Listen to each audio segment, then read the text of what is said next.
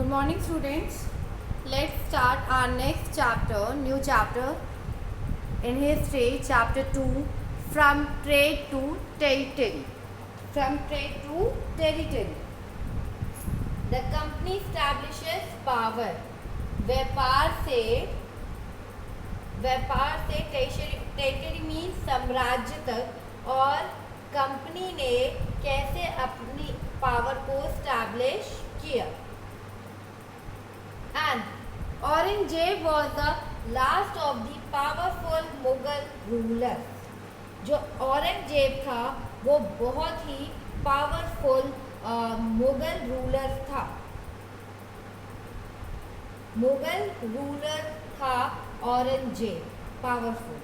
He established control over a very large part of the territory that is now known as India. उसने establish किया था control, मतलब large part of the territory पर उसने अपना control establish किया था. Large part of country, large part of territory पर उसने अपना, मतलब एक बहुत बड़ा सा हिस्सा उसने अपने अंडर में कंट्रोल कर लिया था. एंड अभी हम उस हिस्से को क्या कहते हैं? इंडिया. मीन्स कि इंडिया के very large part of the, मतलब उसने जिन पार्टों पे अपना कंट्रोल किया था, जिस लार्ज पार्ट पे उसने अपना कंट्रोल किया था, उसको अभी हम इंडिया के नाम से जानते हैं. That is India.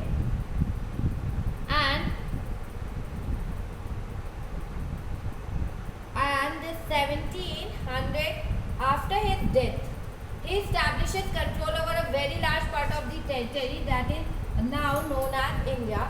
After his death in 1707, उसकी डेथ के बाद, मीन्स कि 1707 में जब उसकी डेथ हो गई, तो उसके बाद क्या हुआ?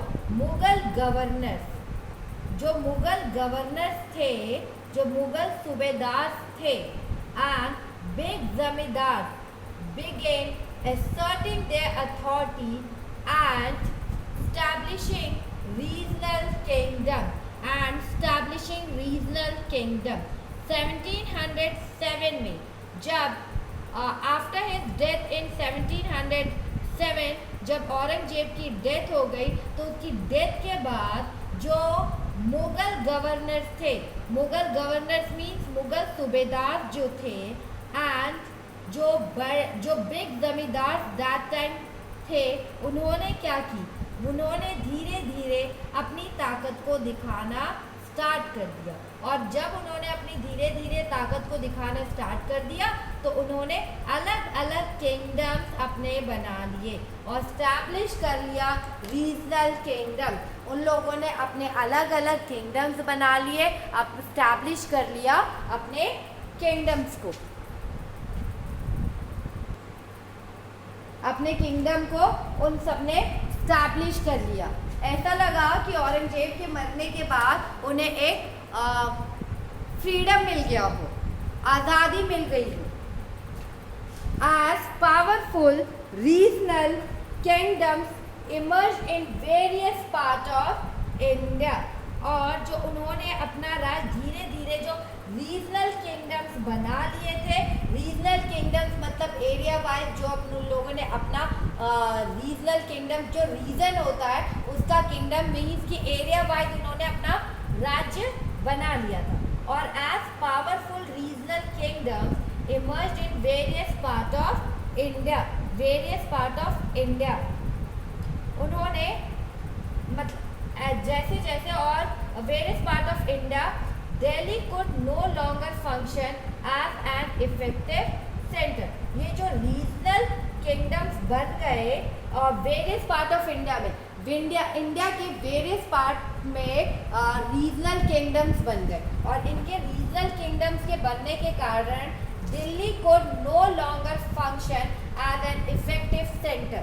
अब दिल्ली से कोई भी लॉन्गर फंक्शन कई दिनों तक, मतलब कोई लॉन्गर फंक्शन वहाँ पे इफेक्टिव सेंटर दिल्ली नहीं रह गया था. सब अपने किंगडम्स में खुद ही रूल्स एंड रेगुलेशंस को चला रहे थे. तो जो दिल्ली सेंटर थी, अब उनकी बात कोई मानने को तैयार नहीं था। अब उनके फंक्शंस को कोई भी रूल्स एंड रेगुलेशंस को कोई मान नहीं रहा था, कोई फंक्शन नहीं हो रहा था।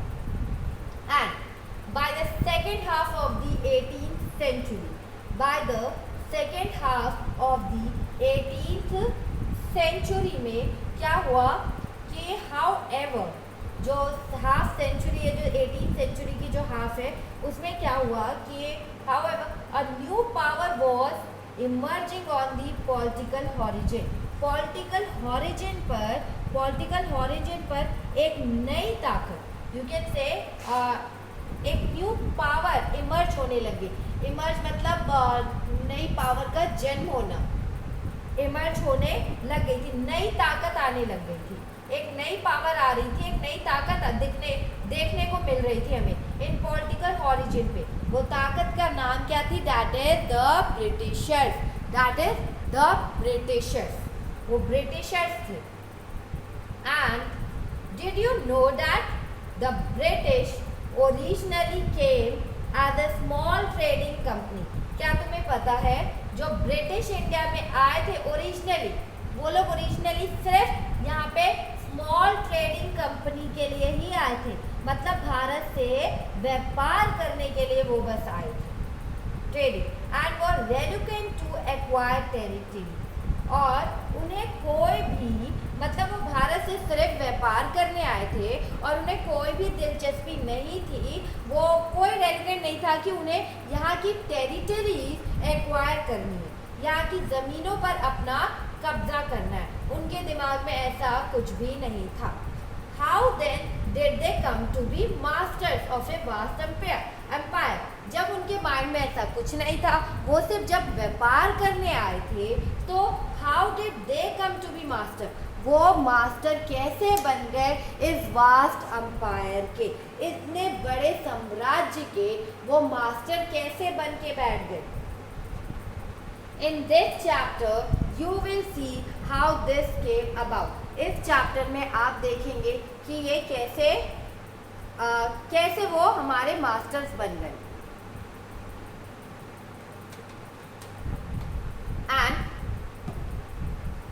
उन्होंने कैसे अपनी पावर को स्टैब्लिश किया। In figure 1, let's see figure 1, Bahadur Shah Zafar and his sons been arrested by captain Hodson. Bahadur Shah Zafar और उनके बेटे को अरेस्ट किया है किसने? कैप्टन हॉटसन ने अरेस्ट किया है। And Aurangzeb, after Aurangzeb there was no powerful Mughal ruler. Aurangzeb की डेथ के बाद इन 1707 में, औरंगजेब की डेथ के बाद कोई भी इतना पावरफुल मुगल रूलर नहीं हुआ। But Mughal emperors continue to be symbolically important. कोई भी इतना ताकतवर नहीं हुआ, लेकिन एक सिंबॉलिक के रूप में कुछ मुगल के, एक सिंबॉलिक के रूप में, यू कैन से एक सिंबॉलिक इम्पोर्टेंट के रूप में कुछ मुगल एम्परर्स का अभी भी वहाँ पर कुछ मुगल एम्परर्स का अभी भी कुछ इम्पोर्टेंस वहाँ पर था, अभी भी कुछ मुगल एम्परर्स की वहाँ पे इम्पोर्टेंस थी, लेकिन औरंगजेब जैसी पावरफुल इम्पोर्टेंस नहीं थी। लेकिन अभी भी उन्होंने कुछ मुगल एम्परर्स का सिंबल सेव करके रखा था और वो था। And in fact when a massive rebellion against British rule broke out in 1857, जब 1857 में ब्रिटिश के अगेंस्ट लोगों ने रेबिलियन, विद्रोह करना स्टार्ट कर दिया था। 1857 का विद्रोह, रेबिलियन, अगर आपको याद हो, रेबिलियन मतलब विद्रोह करना, उन्होंने जब स्टार्ट कर दिया था और उन्होंने कहा कि आप ब्रिटिश रूल के अगेंस्ट जाएंगे, हम उनके रूल्स को नहीं मानेंगे। Then Bahadur Shah Zafar, the Mughal emperor at the time, उस टाइम पे बहादुर शाह जफर मुगल के राजा थे। दैट टाइम बहादुर शाह जफर मुगल के बादशाह थे। और क्या हुआ कि was seen as the natural leader। लोगों ने क्या कहा, लोगों ने कहा कि अब हम ब्रिटिशर्स के रूल को नहीं मानेंगे। 1857 में साफ तो उन्होंने मना कर दिया कि हमें ब्रिटिशर्स के रूल को नहीं मानना है। तो उनके बाद और फिर जो मुग़ल एम्पायर के अभी एक लास्ट जो बादशाह बहादुर शाह जफ़र थे, लोगों ने उन्हीं को मुग़ल बादशाह मतलब मुग़ल का एम्पायर बना दिया। एट दैट टाइम लोगों के दिमाग में एक ही चीज़ थी कि हमें ब्रिटिशर से आज़ादी चाहिए, और ब्रिटिशर से आज़ादी के लिए उन्होंने बहादुर शाह जफ़र से रिक्वेस्ट की कि आप ही यहाँ के बादशाह होंगे, आप ही यहाँ पे रूल करेंगे ब्रिटिशर्स के जाने के बाद, बस आपको अभी हमारा सपोर्ट करना है। एंड नेता मान लिया। But once the revolt was put down by the company, once जो रिवॉल्ट जो विद्रोह चल रहा था उसको ब्रिटिशर्स ने दबा दिया और बहादुर शाह जफ़र को फोर्स किया कि वो अपने राज्य को, अपने देश को छोड़ के चले जाए। अपने son and his son was shot in cold blood, छोड़ने के लिए मजबूर कर दिया और उनके बेटे को जफ़र के सामने ही मार डाला। बेटे को बहादुर शाह जफ़र के सामने, उनके बेटे को उन्हीं के सामने शूट कर दिया, उनके बेटे को उन्हीं के सामने मार दिया गया और बहादुर शाह जफ़र को भी जेल में डाल दिया गया था। एट दैट टाइम आप आगे की चैप्टर्स में इसको रीड करेंगे। And let's turn the page. Our next topic, that is East India Company comes east. East India Company comes east. East India company आई थी कहाँ से? ईस्ट से। ईस्ट इंडिया कंपनी कहाँ से आई? ईस्ट से। ईस्ट इंडिया कंपनी कहाँ से आई थी? ईस्ट से। And in 1600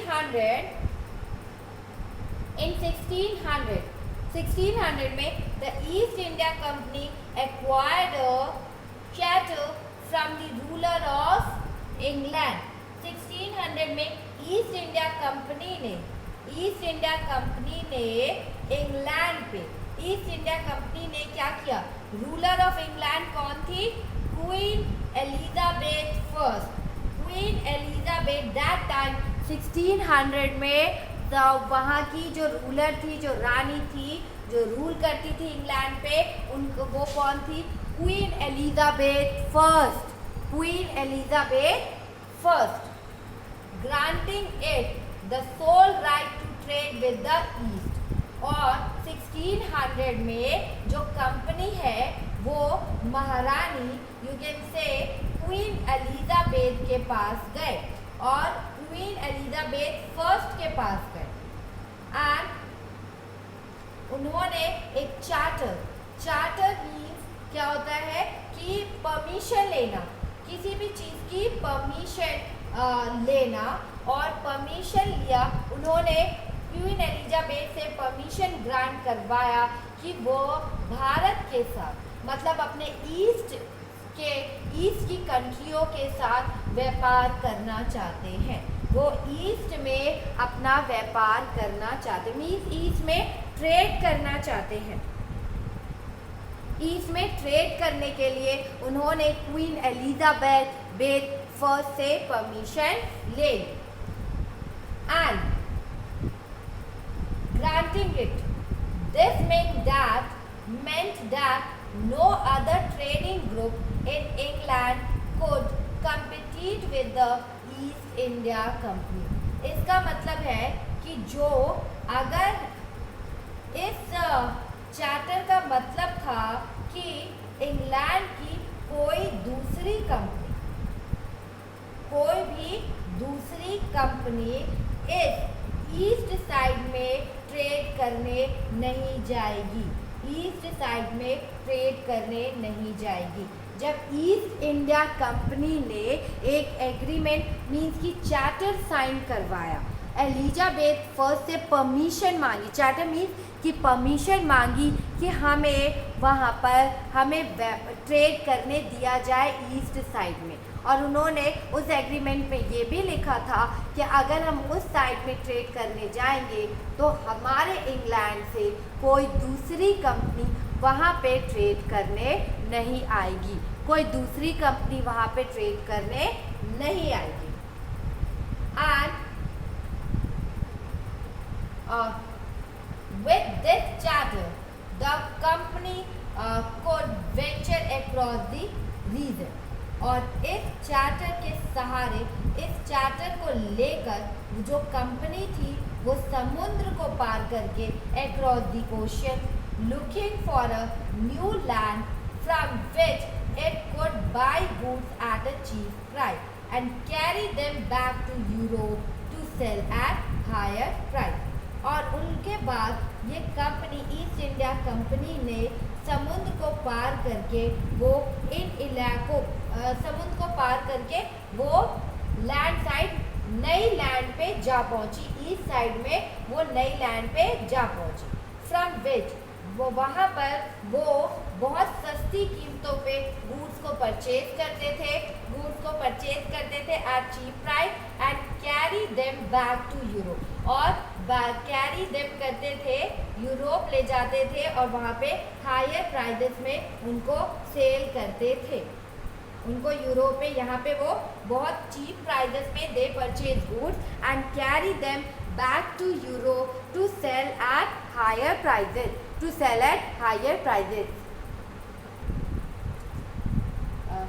With this charter, company could venture across the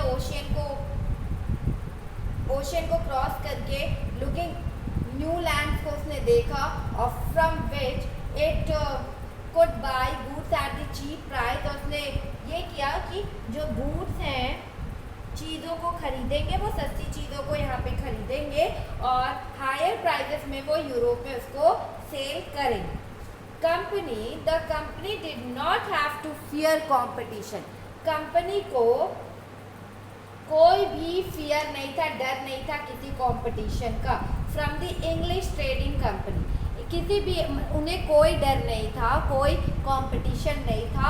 और किसके, मतलब इंग्लिश कंपनी से उन्हें कोई भी डर नहीं था, क्योंकि जो उन्होंने चार्टर साइन करवाया था उसमें था एलिजाबेथ से उन्होंने जो परमिशन ली थी कि कोई अदर कंट्री उस ईस्ट जगह पर ट्रेड करने नहीं जाएगी, सिर्फ हम लोग जाए।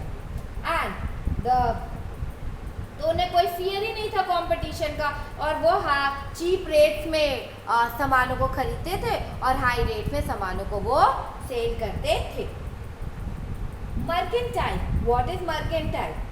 Mercantile, a business enterprise that makes profit primarily through trade, buying goods cheap and selling them at higher price।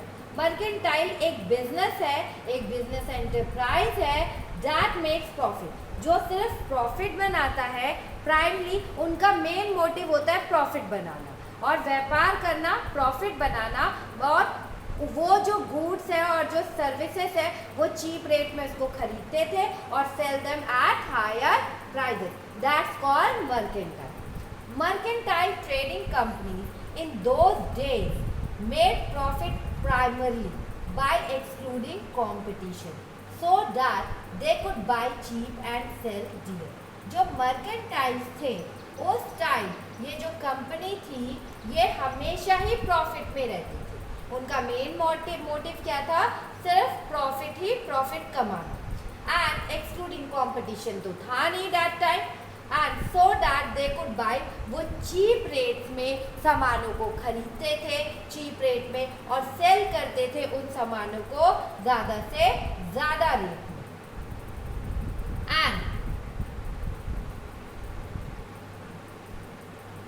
And that time, उस टाइम पे जो मर्केंटाइल थे उन्हें कंपटीशन से बचकर रहना पड़ता था। वो इंग्लिश इंडिया कंपनी के कंपटीशन, इंग्लिश ट्रेडिंग कंपनी से उन्हें कंपटीशन नहीं फेस करना था।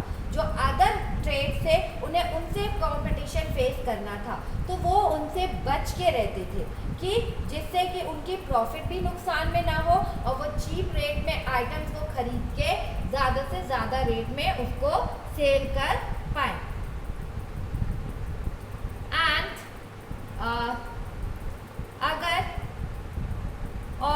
अगर कोई आपका कॉम्पिटिटिव नहीं होता है तो आप चीप रेट में खरीद के ज़्यादा रेट में सेल कर सकते हैं। और अगर कोई आपका कॉम्पिटिटिव होता है तो आपको प्रॉब्लम आती है प्रॉफिट में, क्योंकि जो कॉम्पिटिटिव रहेगा तो वो भी चीप रेट में सेल करेगा, उसे भी अपना प्रॉफिट दिखेगा। सो द रॉयल चार्टर, इसीलिए हमेशा कंपटीशन, हर इंडस्ट्रीज़ में कंपटीशन रहता है, हर सामान में कंपटीशन रहता है, और जिसका सामान थोड़ा सा कम रेट में रहता है, हम इंडियंस क्या करते हैं, उसी चीज़ को ज़्यादा परचेज करते हैं। हम क्वालिटी कम देखते हैं, और मतलब क्वालिटी बहुत मायने हमारे लिए कम रहती है, बस कम रेट में हमें ज़्यादा से ज़्यादा सामान मिल जाए, हम सिर्फ इतना सोचते हैं।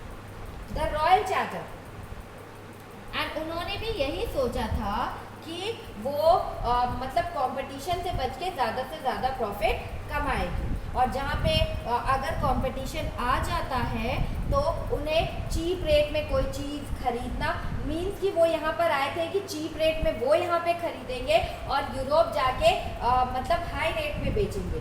तो ये उनके लिए था कि अगर कोई कॉम्पिटिटिव आ जाए तो उन्हें कोई भी सामान चीप रेट पे खरीदने में प्रॉब्लम हो सकती थी। अगर कोई कॉम्पिटिटिव नहीं है तो वो हर सामान चीप रेट में खरीदेंगे और उनको बेचेंगे। The royal charter, royal charter क्या था? एक रॉयल चार्टर मीन शाही चार्टर क्या था, एक एग्रीमेंट क्या था? However, could not prevent other European powers from entering the eastern market. ये जो चार्टर था ये दूसरे यूरोपियन ट्रेडर्स को मना नहीं कर सकता था यहाँ ईस्टर्न मार्केट्स में आने के लिए, ईस्टर्न मार्केट्स में आने के लिए नहीं रोक सकता था। ये जो क्वीन एलिजाबेथ I ने जो चार्टर पे साइन किया था, उस चार्टर में सिर्फ इंग्लिश ट्रेडिंग कंपनियों को मना किया गया था, उसमें अदर यूरोपियन पावर्स को मना नहीं किया गया था मार्केट्स में एंटरिंग द ईस्टर्न मार्केट्स में। एंटरिंग द ईस्टर्न मार्केट में उनको रोका नहीं जा सकता था इस रॉयल चार्टर से, इस शाही एग्रीमेंट से जो एलिजाबेथ ने साइन करके ट्रेडर्स को दिया था, ईस्ट इंडिया कंपनी को दिया था। And by the time the first English ships sailed down the west coast of Africa, और by the time क्या हुआ? By the time the first English ship sailed down the west coast of Africa, और जो England के जहाज थे, England की जो इंग्लिश शिप्स थी, इंग्लिश शिप्स मीन्स इंग्लैंड के जो शिप्स थे वो अफ्रीका के वेस्ट कोस्ट में जाकर वेस्ट कोस्ट को छूते हुए अफ्रीका के वेस्ट कोस्टल एरियाज को टच करते हुए, वेस्ट कोस्टल एरियाज को उन्होंने क्या किया, अपनी शिप पे, इंग्लिश शिप पे वो बैठे और अफ्रीका के वेस्ट कोस्टल एरिया को टच करते हुए round the Cape of Good Hope, round the Cape of Good Hope का Good Hope and cross the Indian Ocean, cross the Indian Ocean. उन्होंने क्या किया, इंग्लैंड के मतलब जब तक इंग्लैंड के जो जहाज थे, and by the time the first English ship, जो फर्स्ट इंग्लिश शिप थी, उन्होंने सेल डाउन किया, उस पर गए और वो अफ्रीका के वेस्ट कोस्ट को टच करते हुए, वेस्ट कोस्ट को टच करते हुए केप ऑफ गुड होप का चक्कर लगाकर, केप ऑफ राउंड घूमकर, केप ऑफ गुड होप का राउंड घूमकर एंड क्रॉस किया उन्होंने इंडियन ओशियन को, क्रॉस किया उन्होंने किसको, इंडियन ओशियंस को। The Portuguese had already established their presence in the western coast of the India. और जब उन्होंने इंडिया के हिंद महासागर को पार किया, मीन्स कि इंडियन ओशियन को पार किया, तब जो पुर्तगीज थे वो पहले से ही अपना मतलब ऑलरेडी स्टैब्लिश कर चुके थे अपनी प्रेजेंस को, ऑलरेडी वो वहाँ पहुँच चुके थे। कहाँ पे? इंडिया के वेस्टर्न कोस्ट पे, and had there base in Goa. और उन्होंने अपना बेस कहाँ बनाया था? गोवा में। उन्होंने अपना बेस कहाँ बनाया था? गोवा में। Routes of India in the 18th century, you can see in figure 2। आप इस रूट को देख सकते हैं कि ब्रिटिशर्स कैसे आए, केप ऑफ गुड होप का कैसे उन्होंने चक्कर लगाया। केप ऑफ गुड के होप को चक्कर लगाने के बाद वो इंडियन ओशन पहुँचे, और इंडियन ओशन के बाद जहाँ पे वेस्टर्न कंट्रीज, जो वेस्टर्न कोस्ट है, वहाँ पे ऑलरेडी हमारे पुर्तगीज पहुँचे हुए थे। गोवा में उन्होंने अपना बेस बना लिया था। And in fact it was जो इंग्लिश पर्सन से उनको कैसे कैसे मूव होते हुए वहाँ पे पहुँचे थे। In fact it was Vasco da Gama. जो वास्को ड गामा थे, जो पुर्तगीज एक्सप्लोरर थे, जो वास्को ड गामा थे, पुर्तगीज एक्सप्लोरर थे। पुर्तगीज को उन्होंने ढूंढा था। वास्को ड गामा जो थे पुर्तगीज एक्सप्लोरर थे, who had discovered this sea route to India. वो पुर्तगीज एक्सप्लोरर थे और उन्होंने ही क्या डिस्कवर किया था? इस रास्ते को, सी रूट को उन्होंने ही ढूंढा था टू इंडिया। सी रूट को उन्होंने ही सर्च किया था, इंडिया तक जाने का रास्ता सी रूट को 1498 में। कहाँ पे? 1498 में। By the early 17th century,